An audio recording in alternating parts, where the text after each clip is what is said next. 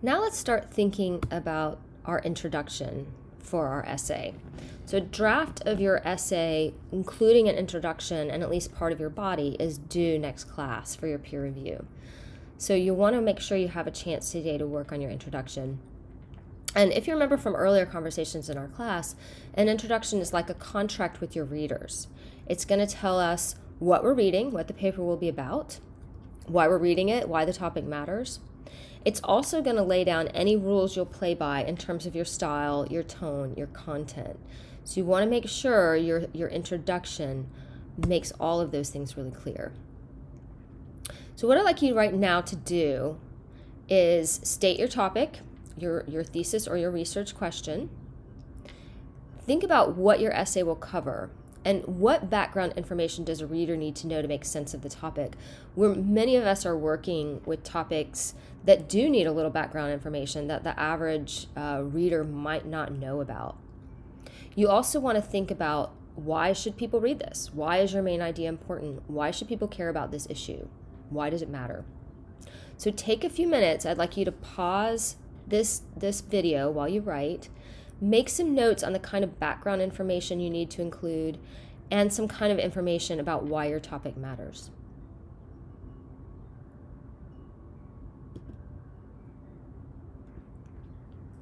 Now, the other thing we want to do in this essay, and we've talked a lot about this throughout the semester, many of you learned in high school that your introductory paragraph has to have a quote-unquote hook.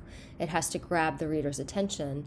And I've told you that oftentimes that's not really the case. If you're writing a more academic essay, you don't really have to hook readers in. You can assume that they're going to be interested in the topic, and they're already interested in the topic, so they're going to be reading based on interest in the topic.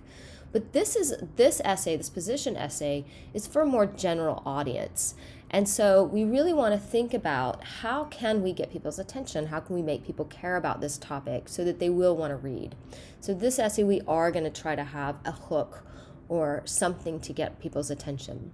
So think about whether you have a story about your topic, a shocking fact or a quote, a question about your topic, or something else to engage your readers. And this information can come from your sources. You just have to make sure that you cite it. But think about what you have about your topic that might really get people's attention that you can use in your introduction. So take a few minutes, pause the video, and think about an attention grabber here.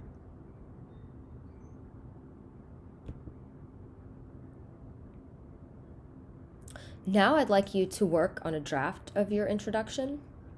Make sure that you do the things that an introduction needs to do. It needs to set the context, provide general information about the main idea or situation so the reader can make sense of what will follow. It needs to make it clear why readers should care and pay attention to this issue. And your thesis needs to be somewhere in your introduction. It's usually the last sentence of your introduction, but it could be in a different place.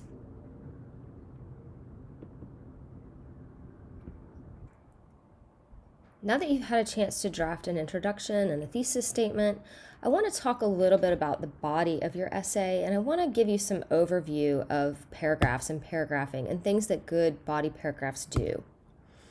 So all good body paragraphs need a transition sentence of some kind leading from the previous paragraph into the current paragraph. It's kind of like a handoff in a relay race from one runner to the next.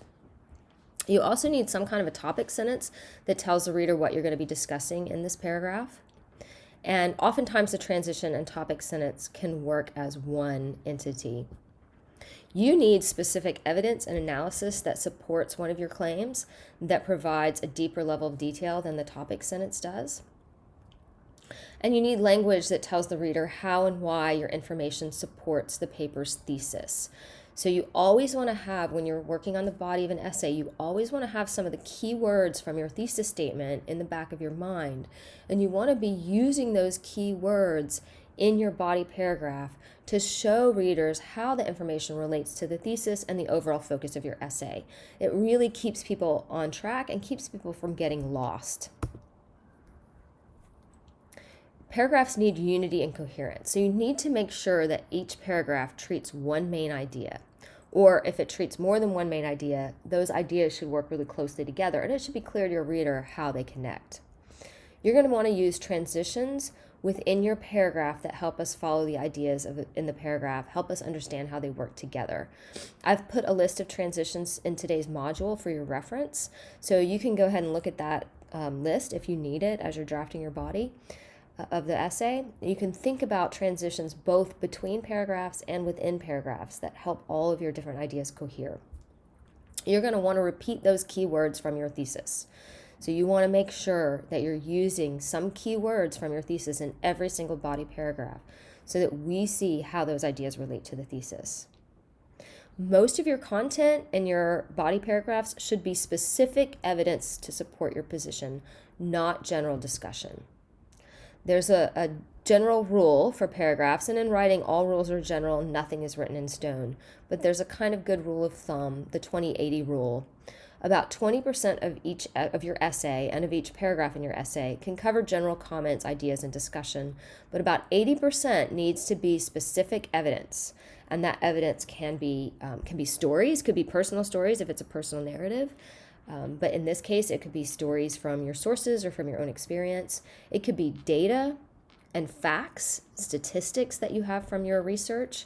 It could be case studies. It could be any number of a variety of detailed information, but it needs to be specific evidence. Some ideas for paragraph development. You can use examples and illustrations, again, either from your own experience or from your sources. You can cite data, so facts, statistics, evidence, details that you've gathered from your research. You can examine testimony, the things that other people say. You can use an anecdote or a story. You can define terms. You can compare and contrast different elements. You can evaluate causes and reasons for something. You can examine effects and consequences of something. You can also summarize a source. All of these things could be used in your body paragraphs. Students often want to know when to start a new paragraph, and you definitely need a new paragraph to mark off your introduction and conclusion. I think most of you know that. Anytime you shift to a new idea, it's a good idea to start a new paragraph. It signals readers we're going into something new. If you're dealing with a narrative, oftentimes you'll find a new paragraph when we shift in time or place. New paragraphs will emphasize a point. So if you read journalism, newspaper articles, magazine articles, things online, you'll often see, like, even sometimes they'll have a whole paragraph is just one single sentence. And that's really giving emphasis to that sentence. So sometimes writers will start a new paragraph to emphasize a point. You can start a new paragraph to highlight a contrast. You can also start a new paragraph to provide readers with a needed pause and break up text that looks too dense. So if your paragraph is going on for more than about 3/4 of a page, you need to think about dividing that paragraph because readers need a pause and they need a shift. So think about where you can divide that paragraph that logically will make sense. When do you combine paragraphs? If you need to clarify the essay's organization and you've got too many little ideas going on, you may need to connect closely related ideas for a reader into a single paragraph. So if you've got more than, say, 3 paragraphs on a page, you probably need to start thinking about combining some of those paragraphs into larger paragraphs. Sometimes if your text just looks and feels too choppy, if you got too many short paragraphs, you need to really start thinking about combining them. So in your conclusion for this essay, your conclusion is not actually required for the draft that's due next class, but you want to make sure in your conclusion you definitely restate the problem or the topic you explored, your position. You want to reiterate how the research and other elements you discussed help confirm your position. But you can also think about taking us in a different direction.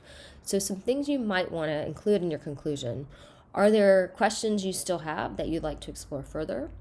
Would you like to leave us with a sense of hope about your topic, a sense of despair, or a call to action? All of those are really good ways to conclude an essay.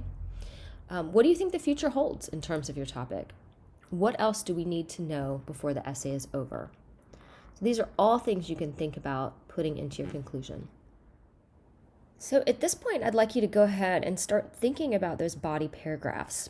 what are some of the main points that you need to make about your topic to convince your readers of your position?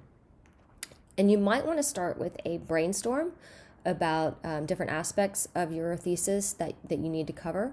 But you could also start simply by drafting the paragraph that you feel most interested in or most excited about. So you can start with the aspect of your topic that you know most about and you most want to write about and go from there. There's really no wrong way to draft an essay, whatever works for you.